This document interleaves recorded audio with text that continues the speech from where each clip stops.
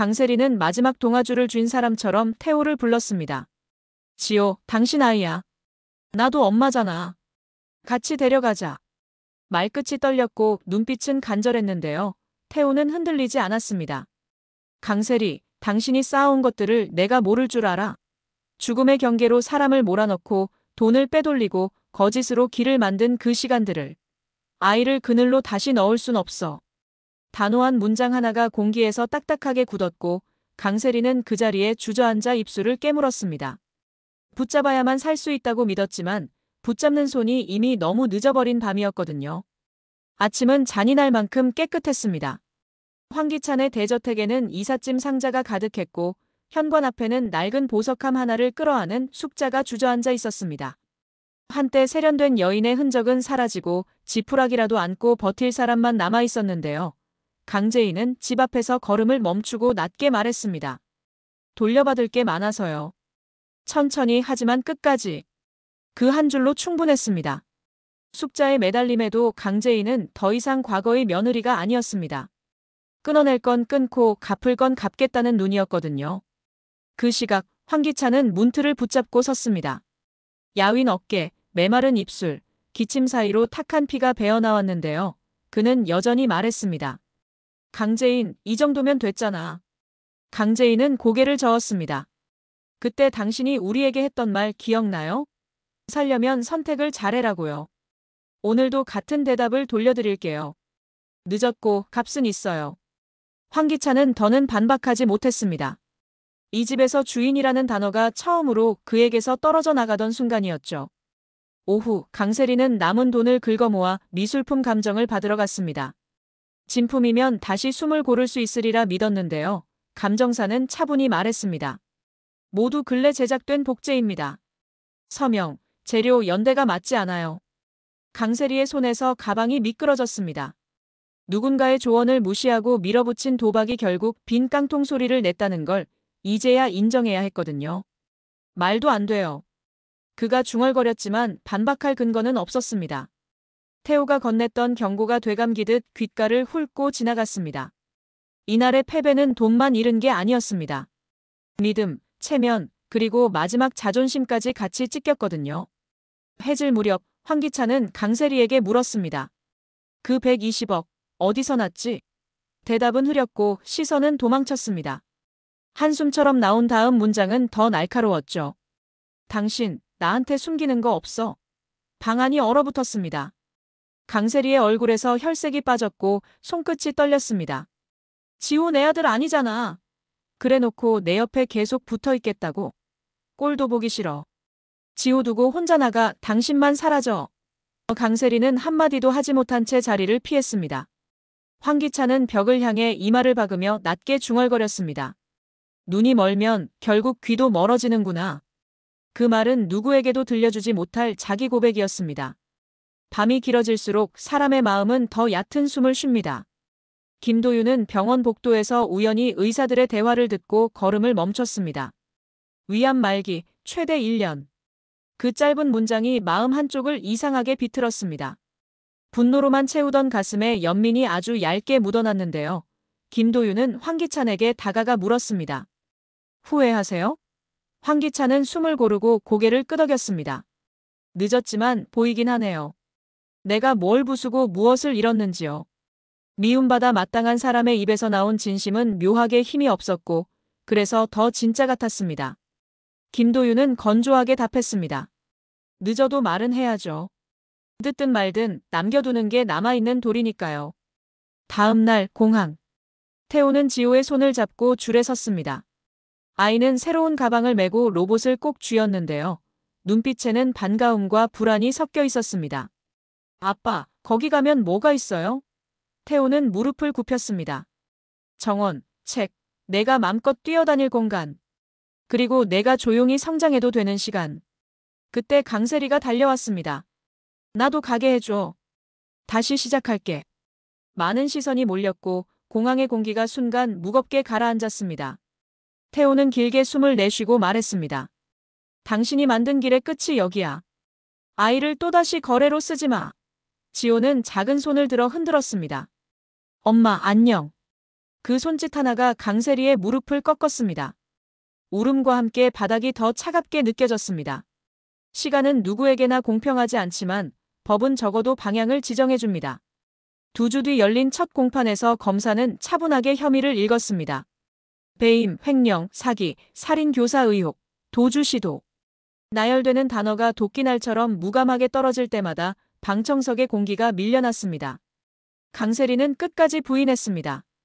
억울하다고 모두 함정이라고 자신은 살려고 버둥쳤을 뿐이라고요. 반면 황기찬은 몇 가지 사실을 인정했습니다. 변명하지 않겠습니다. 그날의 법정 기록에는 두 사람이 서로 다른 속도로 현실을 받아들이는 장면이 얇고 길게 적혔습니다. 강재인은 방청석에서 끝까지 눈을 피하지 않았습니다. 누군가는 그녀의 차가움을 이야기했지만 강재인 본인은 알았습니다. 그 차가움이 아니었으면 여기까지 못 왔다고요. 강재인은 판결을 들으며 손등을 꼭 쥐었습니다. 돌아가신 아버지 강규철, 하늘로 먼저 떠난 은호, 억울하게 누명을 쓴 엄마. 이름 하나하나가 가슴 위에 놓여 있었는데요. 망치 소리가 울릴 때 그 무게가 아주 조금 가벼워졌습니다. 처벌은 무겁게 내려졌습니다. 사람들의 탄식과 박수, 카메라 셔터 소리가 한 번에 터졌습니다. 강세리는 울부짖었고 황기찬은 고개를 숙였습니다. 두 모습 모두 이 이야기의 필연적인 결말처럼 보였는데요. 누구도 쉽게 즐거워하지 못했습니다. 상처가 너무 깊었거든요. 이후의 날들은 복구의 시간들이었습니다. 강재인은 회장실이 아닌 회의실에서 더 많은 시간을 보냈습니다. 보고서 위에 올라앉은 숫자들을 사람의 언어로 바꾸고 부서 간 벽을 낮추고 싸우지 않고도 이길 방법을 찾았는데요. 그 과정마다 김도윤이 옆에 있었습니다.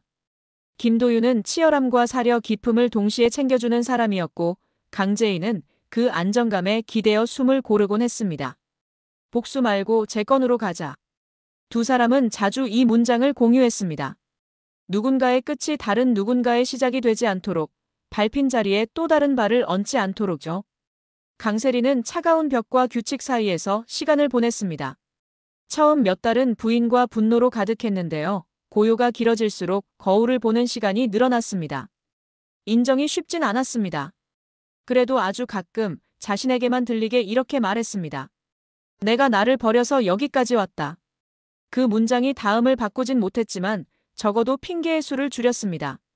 핑계가 줄면 사람은 조금씩 조용해지더라고요. 황기찬의 몸은 빠르게 소모됐습니다.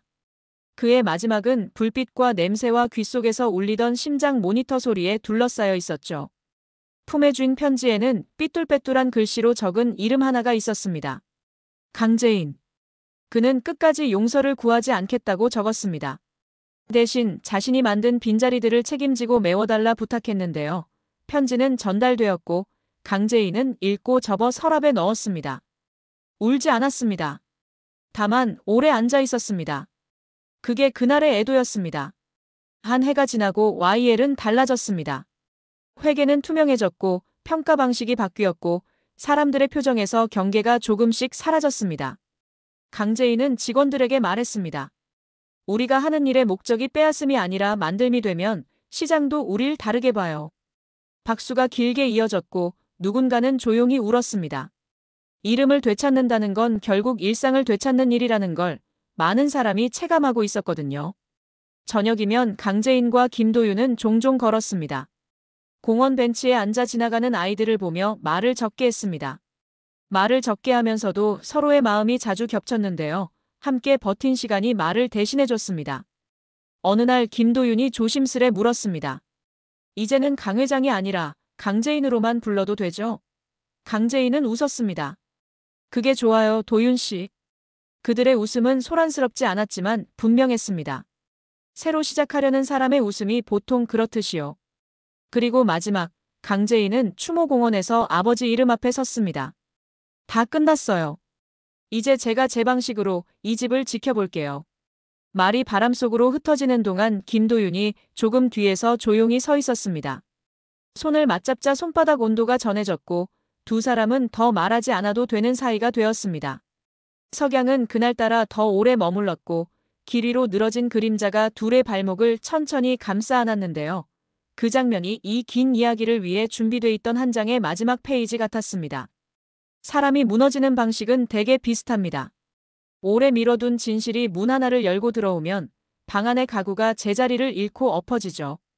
하지만 사람이 다시 서는 방식은 조금씩 다릅니다. 어떤 이는 고백으로, 어떤 이는 책임으로, 또 어떤 이는 침묵으로요. 여왕의 집이 지나온 길은 잔혹했고 어두웠고 길었습니다. 그 끝에서 강재인과 김도윤은 복수를 희망으로 바꿔 앉혔고 태호는 아이를 대신이 아닌 주인으로 세웠습니다. 강세리는 늦었지만 자신을 바라보는 법을 배웠고 황기찬은 마지막에라도 진심을 남겼습니다. 혹시 또 누군가가 묻겠죠. 정말 끝난 거냐고요? 대답은 이렇습니다. 끝난 뒤에야 비로소 시작되는 것들이 있습니다. 이름, 일, 사랑, 그리고 평범한 하루. 그 하루들을 쌓아 올리는 동안 이 집은 더 이상 거짓의 집이 아니라 진실의 불이 켜진 집으로 남을 겁니다. 그리고 그 불빛이 약해질 때마다 우리 모두 오늘의 페이지를 다시 펴보게 될 거고요. 한 문장으로 시작해 모든 것이 뒤집히던 그날을 기억하면서요.